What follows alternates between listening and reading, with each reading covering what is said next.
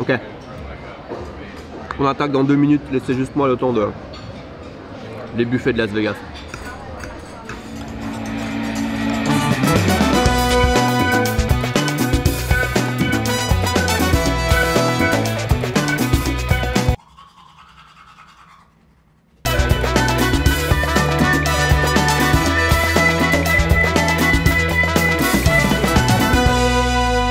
Ok, c'est parti, bienvenue à Las Vegas. On va passer les 12 prochaines heures ensemble, on va essayer de voir tout ce qu'on peut sur Las Vegas. Première info, dans les hôtels, il y a des prises pour recharger les petits scooters là, pour les gens un petit peu gros hein, qui se déplacent un peu partout aux États-Unis.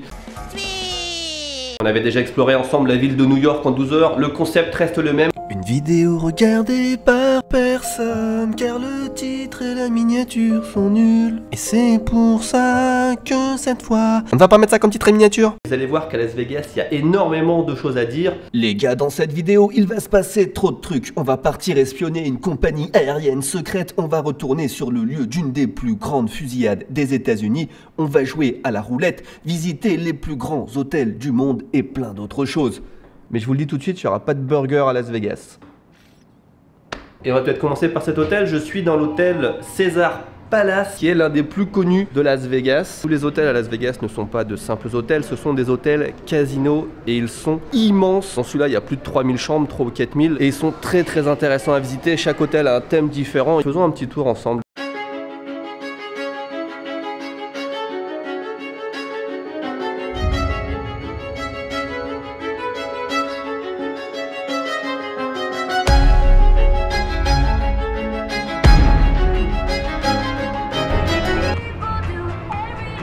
La musique de fond la moins romaine possible hein.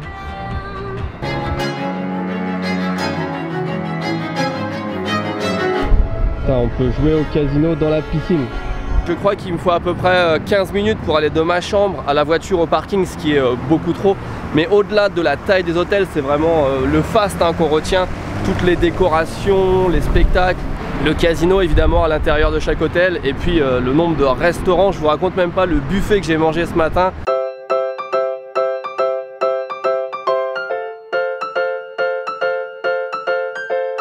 Vraiment incroyable le choix qu'il y avait, c'était le plus cher aussi je pense que j'ai mangé jusqu'à maintenant, mais c'était hallucinant en quantité. Quand j'ai eu fini le repas, je me suis rendu compte qu'il y avait encore une deuxième pièce, enfin j'avais pas vu la moitié des plats.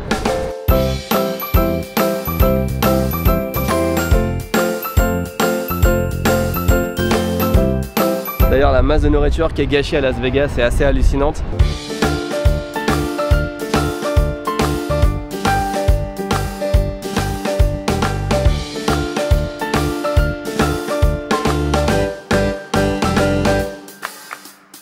Alors pourquoi j'ai choisi le Caesars Palace? Déjà parce que c'est un hôtel casino qui est mythique, on l'a vu dans plein de films, dans Very Bad Trip notamment, mais aussi je sais pas, Rocky 3, Iron Man, Rain Man, même les épisodes de la série Friends qui ont été tournés à Las Vegas ont été tournés ici. Donc ça c'est une raison. Il y a aussi le fait qu'il soit en plein milieu du Strip. Le Strip c'est la grande rue de Las Vegas où il y a tous ces grands casinos hôtels. Et puis la dernière raison c'est que la chambre que j'ai trouvée avait 40% de réduction, donc pourquoi pas là. On va commencer par là, on va aller au nord, j'y suis pas encore allé, et ensuite on va aller par là, on va descendre tout au sud. J'y ai fait un petit tour hier soir. C'est une rue qui fait déjà plusieurs kilomètres, hein, je pense 4 ou 5 kilomètres de long. Ça va nous prendre pas mal de temps et vous allez voir, il y a beaucoup de choses à... Derrière moi vous avez l'hôtel casino Le Flamingo qui est juste en face du Caesars Palace et donc en plein milieu du Strip. C'est le plus vieil hôtel casino actuellement ouvert de Las Vegas et un des plus vieux de Las Vegas tout court. C'était le plus gros casino de l'époque et c'est autour de lui que s'est construit le Strip. Il a totalement été construit par la mafia, il a connu les histoires les plus folles de trahison, d'assassinat, etc. White Castle, pareil que c'est la pire chaîne de burgers des États-Unis, il faudra que j'essaye un jour. On arrive au Venetian avec son annexe qui s'appelle je crois le Palazzo, il y a presque 7000 chambres.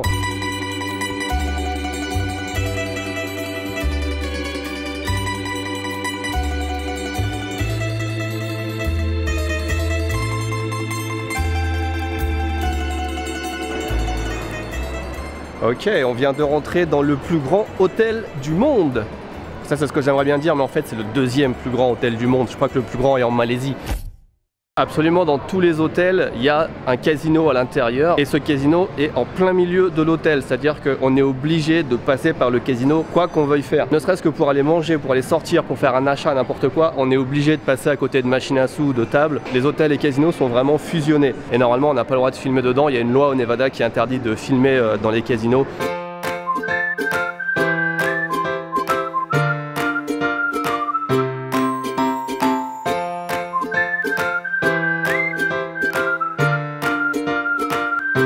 Derrière moi, vous avez le Fashion Show, un centre commercial de 75 000 m², l'un des plus grands centres commerciaux des États-Unis apparemment. Et dedans, on trouve un Zara. Oui, on peut pas avoir des infos de fou sur tous les monuments. Sur le strip, il y a à peu près une quarantaine de grands casinos comme ça, sur les 50 grands hôtels casinos que compte Las Vegas. Et apparemment, ça leur suffit pas parce qu'il y en a encore des nouveaux qui sont en train d'ouvrir. Celui-là va être énorme.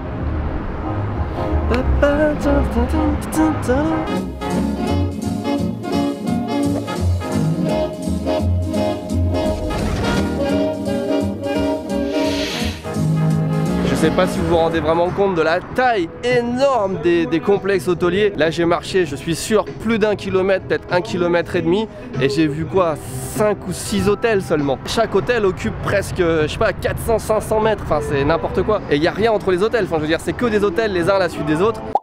Derrière moi, entre deux hôtels casinos, on trouve une église parce que oui, Las Vegas, c'est les jeux d'argent, c'est la prostitution, c'est la ville des péchés, hein, Sin City, mais c'est aussi une ville pleine d'églises et surtout de chapelles. C'est ici qu'on trouve une des plus grandes concentrations de chapelles du monde. Il y en a au moins une vingtaine sur le strip, peut-être même plus, parce que je pense que chaque hôtel en a une à l'intérieur. C'est là où les gens vont se marier vite fait une fois qu'ils ont gagné beaucoup d'argent et qu'ils sont bourrés. C'est comme ça que ça se passe à Las Vegas, des jeux, de l'alcool, du sexe, et on finit à l'église. Petit truc marrant parce que les États-Unis, là il y a la chapelle pour se marier et là il y a un stand de tir pour tirer au Kalachnikov et machin comme ça. So, hey look, YouTube, what's the deal? Hey look, you gotta make sure you get us on our YouTube channel when we make one. You know what I'm saying? You gotta like and subscribe to my boy stuff down there. You feel me? We getting up on it. Yes indeed. Hey look, we in Vegas, but we some real LA niggas. And we don't play that bullshit. My young nigga right here, he a real nigga. Hey, make sure y'all give him some pussy when y'all see him the next time on YouTube. Don't play with my boy. Drop him in the inbox and the DMs. All right, there, my boy. Have a good day. Derrière moi, vous avez l'hôtel casino Le Sahara. Remarquez que c'est beaucoup lié. Un Français, bonjour. Ça va? Je disais donc, derrière moi, il y a le Sahara. C'est pas un des casinos les plus spéciaux du strip, mais il y a une petite anecdote à son sujet que je trouve vachement sympa. En 1964, le casino brûle, il y a un grand incendie et ils sont obligés de tout rénover. Et ce qu'ils ont fait et que j'ai trouvé vachement intelligent, c'est qu'à la réouverture du casino, ils ont changé leur slogan pour « Venez visiter l'endroit le plus chaud de Las Vegas ». Je trouve ça vachement rigolo, surtout quand on sait qu'il a rebrûlé en 1968 et en 1981. Vraiment l'endroit le plus chaud de Las Vegas. Ceci est un billet de 100 $, c'est Benjamin Franklin là. Ce que je vous propose, puisqu'on est à Las Vegas, c'est que je vais rentrer dans le Sahara, je vais trouver une table de roulette et je vais mettre 100 $ sur le rouge. J'ai jamais joué à ça, je ne joue pas du tout aux jeux d'argent. En vrai, je déteste ça, je trouve que tout ce qui a un rapport avec les jeux d'argent, les trucs à gratter, n'importe quoi, j'ai horreur de ça. Mais je suis à Las Vegas, donc je vais jouer au moins une fois, ça fait partie des trucs à essayer. What's up, what's up? Here from Philly, checking in.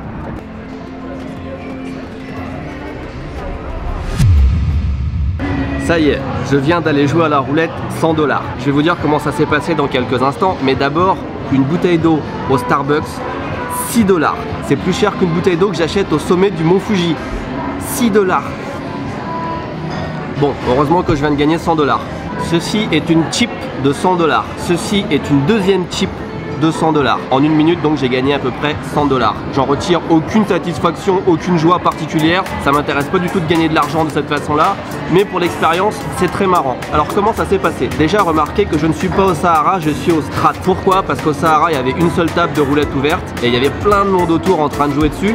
Et au Strat, il y avait une table de roulette ouverte où il y avait personne, donc j'ai pu m'asseoir et discuter un petit peu, prendre mon temps. Alors première chose, quand on s'assoit, on vérifie ton identité. Elle m'a demandé ma carte d'identité pour voir si j'avais plus de 21 ans. Étant donné que j'ai presque le double de ça, je trouve ça assez flatteur, hein. Bref, je montre ma carte d'identité et elle me demande ce que je veux comme jeton. Je dis un jeton, une chip de 100 $ et j'ai posé ma chip sur la couleur rouge. Elle a tiré le truc, la roulette tourne tellement bien, c'est tellement smooth.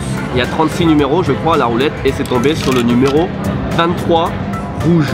Donc j'ai gagné.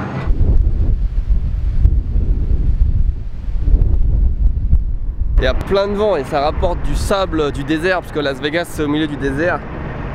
Et ouais, ça nique les yeux là.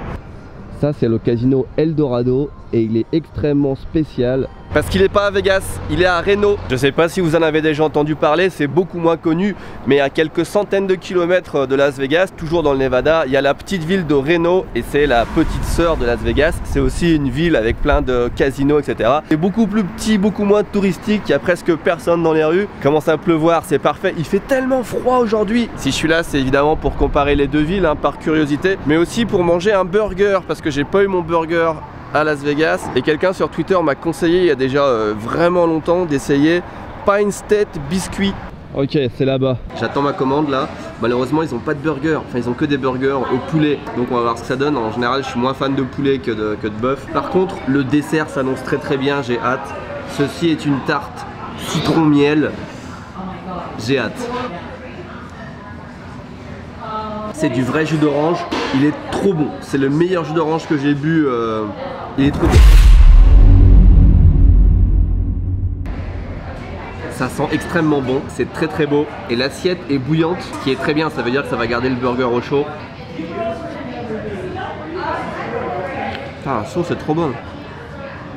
Le pain est vraiment génial, c'est un pain vraiment unique. Le poulet est très bon, mais c'est surtout la sauce et le pain qui sont vraiment ouf quoi. Excellent.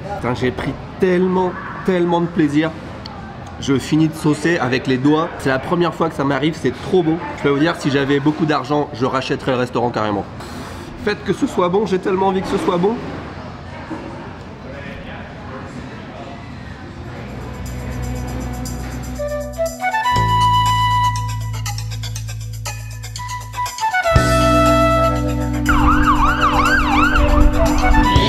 Derrière moi vous avez le Bellagio et le temps est maintenant très couvert. C'est peut-être l'hôtel le plus connu de Las Vegas. C'est là qu'ils ont tourné Ocean's 11 par exemple et c'est là qu'il y a les fontaines avec...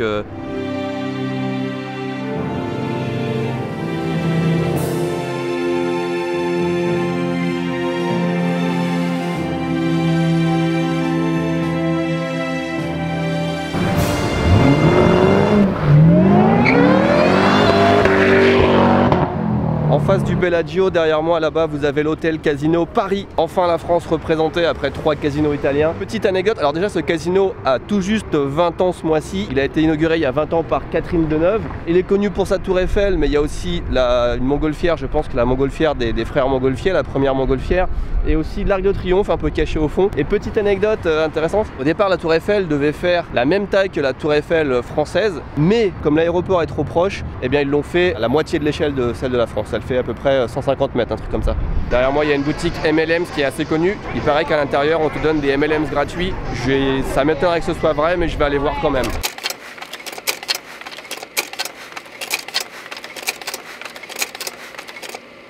Bon, j'ai pas fait tous les étages, il y en avait 4 et je suis pas aussi fan de M&M's que ça, mais on m'a rien donné. En face du M&M Store là-bas vous avez le New York.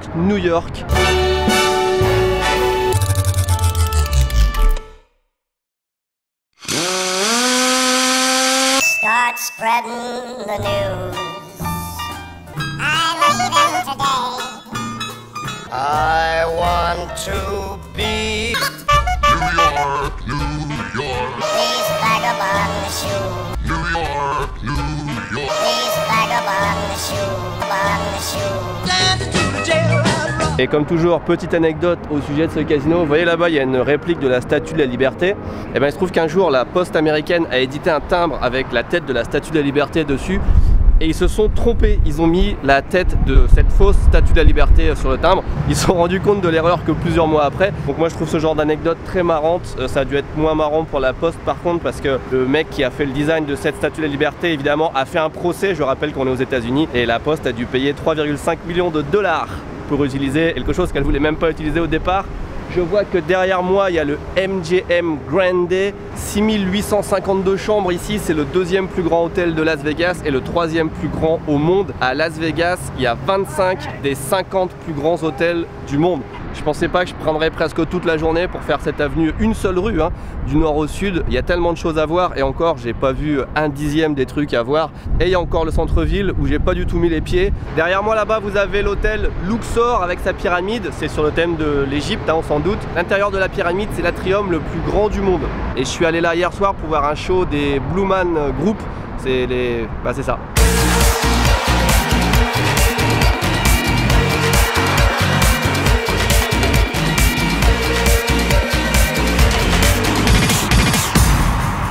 C'est vraiment pas mal, il y avait beaucoup de créativité, je trouvais ça très intelligent comme chose, c'était bien rythmé et tout. Et juste à côté de l'hôtel Luxor, alors pas celui-là, mais hop, celui-là là-bas, c'est le Mandalay Bay. Et celui-là, vous en avez peut-être entendu parler il n'y a pas longtemps, il est tristement célèbre parce qu'il y a, ça va faire 2 ans je crois maintenant, il y a un mec qui depuis sa chambre d'hôtel tout en haut a ouvert le feu sur la foule et il a tué plus de 50 personnes, enfin c'est un des plus grands massacres de l'histoire des États-Unis. Et le Mandalay Bay, c'est vraiment l'extrémité sud du strip. Après ça, il n'y a plus rien. Ok, c'est ce que je voulais voir. Ici, on a le panneau Las Vegas, celui qui date de 1959 et qui marque l'entrée de la ville. Et là, la foule énorme, je vais pas y aller. Hein.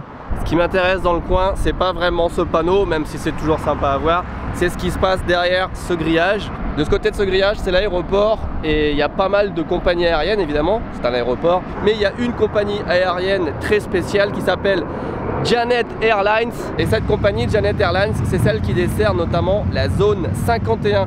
Tout le monde l'appelle la compagnie aérienne secrète des États-Unis. En fait, c'est une compagnie aérienne qui dessert les bases américaines, le personnel, les soldats, etc. Je sais juste que c'est des avions blancs avec une bande rouge. Celui-là, je suis pas sûr que ça en soit un, même s'il n'y a pas de marque dessus. C'est peut-être que ça en est un, mais je ne pense pas. Je vais continuer encore un peu, on va voir si on trouve ça. Ça m'intéresse.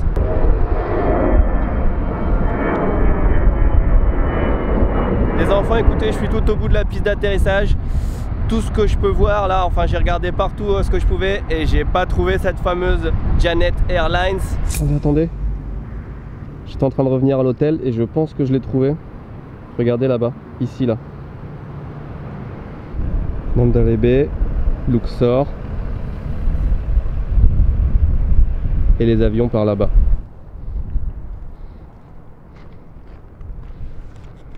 Bon, à partir de là, je peux pas rentrer, il y a marqué interdit aux piétons. Ils sont bien là, les fameux avions de Janet Airlines, ces fameux avions secrets. Je les ai vus, de mes yeux vus, je les vois encore même à travers cette clôture. Mais je ne peux pas rentrer plus loin parce qu'on ne peut pas rentrer à pied et toutes les voitures qui rentrent sont contrôlées. Il y a un poste de contrôle juste à l'entrée. Avant de m'envoler pour Las Vegas, j'ai tenté de localiser la compagnie Janet Airlines sur Google Maps en scrutant l'aéroport. Et j'ai eu la surprise de voir que tous les avions avaient été effacés sur les prises de vue satellites. Apparemment, ça n'est pas le cas dans les autres aéroports du monde, même aux États-Unis. J'ai juste rencontré le même nettoyage à l'aéroport de New York. Ma conclusion, c'est que ces deux aéroports sont peut-être classés sensibles. Est-ce que c'est dû à la Janet Airlines? Je ne sais pas, mais ça rajoute un côté mystérieux à l'endroit qui n'est pas pour me déplaire. J'ai vu pas mal de voitures qui me regardaient et qui ralentissaient quand je filmais à travers la clôture là. Et là, il y a des gens qui arrivent aussi derrière moi. Donc je vais pas trop traîner dans le coin, je pense que j'ai l'air un petit peu suspect. Il y a un mec qui vient de passer en 4x4 et par la fenêtre, il m'a pointé du doigt comme ça en me regardant, genre, toi je t'ai à l'œil. Pas rassurant quand même.